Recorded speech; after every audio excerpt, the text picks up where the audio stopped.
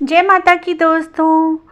गुप्त नवरात्रि आषाढ़ मास में 30 जून दिन वीरवार से शुरू हो चुके हैं।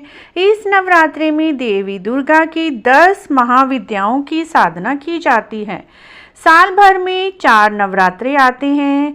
इनमें 2 प्रत्यक्ष रूप से आते हैं, जिनमें गृहस्थ जीवन वाले पूजा पाठ करते हैं, और 2 गुप्त रूप से आते हैं, जिनमें साधु, सन्यासी, सिद्ध, तांत्रिक आदि साधना करते हैं।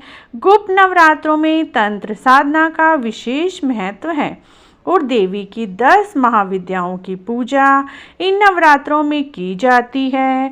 महादेवियों की पूजा गुप्त रूप से करते हैं, इसीलिए इन्हें गुप्त नवरात्रि कहा जाता है।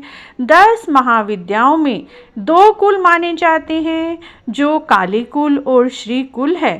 काली कुल के अंदर महाकाली, माँ तारा, माँ भुवनेश्वरी जी आती हैं, और श्री कुल में माँ बगुलामुखी, माँ कमला जी, माँ छिन्नमस्तिका, माँ त्रिपुर सुंदरी, माँ भैरवी, माँ मातंगी और माँ धूमावती आती हैं। शिव और विष्णु जी भी इन्हीं शक्तियों से अपनी शक्ति प्राप्त करते हैं। भक्त अपनी रुचि और भक्ति के अनुसार सिद्धियां प्राप्त कर सकते हैं। पूरे ब्रह्मांड की शक्तियों का स्रोत यही 10 महाविद्याएं हैं। यहाँ तक कि देवों के देव महादेव भी शक्ति के बिना शव के समान हो जाते हैं। विष्णु भगवान भी इन्हीं शक्तियों से शक्ति प्राप्त करते हैं। तो आइए जानते हैं देवी भागवत पुराण के अनुसार 10 महाविद्याओं की उत्पत्ति की कथा। देवी भागवत पुराण के अनुसार महाविद्याओं की उत्पत्ति भगवान शिव और उनकी पत्नी सती के बीच विवाद के कारण हुई थी। एक बार दक्ष प्रजापति ने विशाल यज्ञ का आयोजन किया। उसमें महादेव और सती को छोड़कर सभी देवी देवताओं को बुलाया गया। सती महादेव से पिता के यज्ञ में जाने की जिद करने लगी।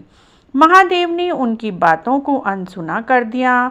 इस पर सती ने स्वयं को एक भयानक रूप में परिवर्तित कर लिया, जो कि महाकाली का अवतार था, जिसे देखकर भगवान शिव भागने लगे। अपने पति को डरा हुआ देखकर माता सती उन्हें रोकने लगी। भगवान शिव जिस दिशा में भागने लगे, उस दिशा में माँ का एक अन्य विग्रह प्रकट होकर उनको रोकता। इस प्रकार 10 दिशाओं में माँ ने 10 रूप ले लिए।